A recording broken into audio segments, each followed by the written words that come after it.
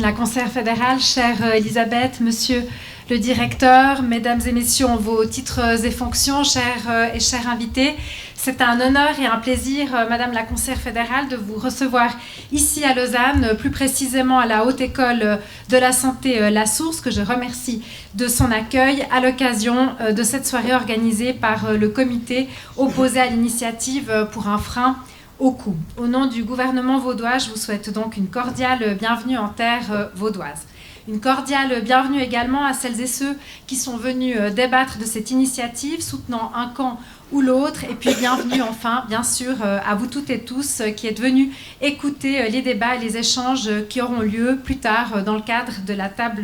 table ronde.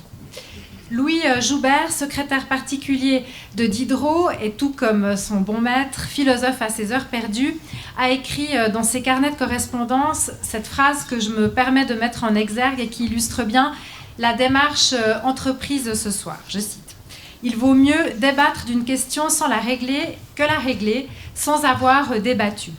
Cette soirée s'inscrit en effet bel et bien dans la pratique des rituels politiques qui font de notre petit pays une grande démocratie, puisqu'elle s'articule notamment à la table ronde où les intervenantes de différents bords pourront avancer leurs arguments et croiser le fer avec leurs contradicteurs, dans le respect, je n'en doute pas. Mais avant ce débat à venir, avant même la présentation de la position du Conseil fédéral par Madame Baumschneider, permettez-moi, et comme cela m'a été demandé, de saisir l'occasion de cette prise de position, de parole, pour pouvoir rappeler devant vous quelle est précisément la position de la conférence suisse des directrices et des directeurs cantonaux de la santé, dont j'ai l'honneur d'assurer la vice-présidence, la CDS. Mes collègues et moi-même, nous sommes positionnés face à l'initiative du Centre, qui sera donc au cœur des débats de ce soir, et avons pris la décision de la rejeter. Si nous pouvons saluer l'esprit qui l'anime, nous constatons toutefois que le remède proposé n'est pas en adéquation avec le diagnostic qui est posé. Il nous apparaît en particulier que le texte de l'initiative prévoit un mécanisme trop rigide, basé sur des critères financiers stricts, qui s'éloigne trop de considérations sanitaires pour définir quelle serait la hausse qui serait considérée comme acceptable ou non.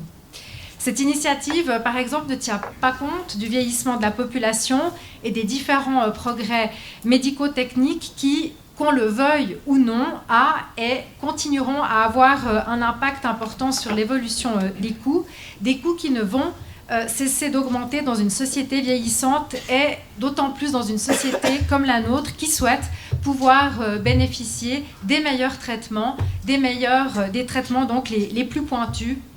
en lien avec la recherche scientifique et ses avancées. Et si j'évoque les attentes de la population, c'est que lorsqu'on parle du fonctionnement de notre système de santé, lorsque le débat public interroge le prix ou les coûts de la santé, il ne faut jamais perdre de vue les besoins en soins des citoyennes et des citoyens de notre pays, des citoyennes et des citoyens qui payent des primes élevées et qui ont le droit et estiment légitime de pouvoir bénéficier, d'avoir accès à des soins de qualité lorsqu'ils en ont besoin, accès que des mécanismes financiers trop rigides pourraient mettre à mal. Ainsi, face aux doutes générés par ce type de mécanisme qu'on considère en tout cas à ce stade trop rigide, face à un texte qui prévoit d'agir sur la prise en charge des coûts par l'assurance maladie obligatoire et non directement sur les coûts eux-mêmes, la CDS n'estime pas opportun d'élaborer ou de soutenir des mesures d'économicité qui, in fine, pourraient se faire au détriment de la qualité du système de santé et qui pourraient aussi, et ça c'est un point important, qui pourrait aussi remettre en question le principe de la solidarité qui est au cœur de l'assurance obligatoire des soins. Aussi, la CDS estime que le compte projet indirect, vous y faisiez référence tout à l'heure, qui a été élaboré par le Parlement, est une meilleure réponse aux problèmes que l'initiative souhaite et met en évidence. Tout d'abord, avec le compte projet, nous avons une loi qui pourrait entrer en vigueur rapidement, qui est prête, disons d'ores et déjà rédigée, qui pourrait déployer des effets pour limiter la hausse des coûts.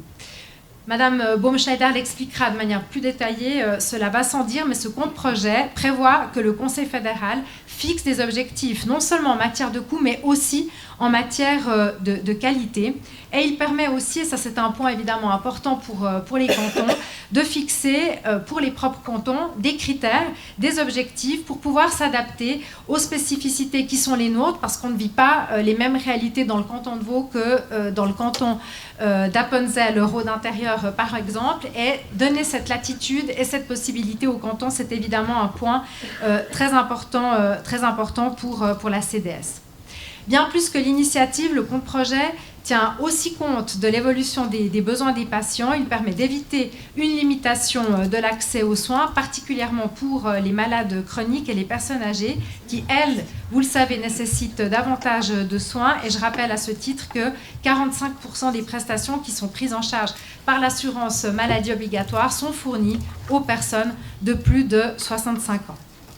Mesdames et messieurs, la médecine grecque antique a développé le concept de pharmakon, dont on entend les résonances dans notre langue française moderne. Pour les Grecs, le pharmakon relève autant de la panacée que du mauvais remède accentuant les symptômes s'il est mal administré. Pour la CDS, vous l'aurez compris, le bon pharmakon, celui dont l'administration fait plus de bien que de mal, relève clairement du contre-projet. Je vous souhaite pour ce soir des échanges qui soient vifs, qui soient évidemment toujours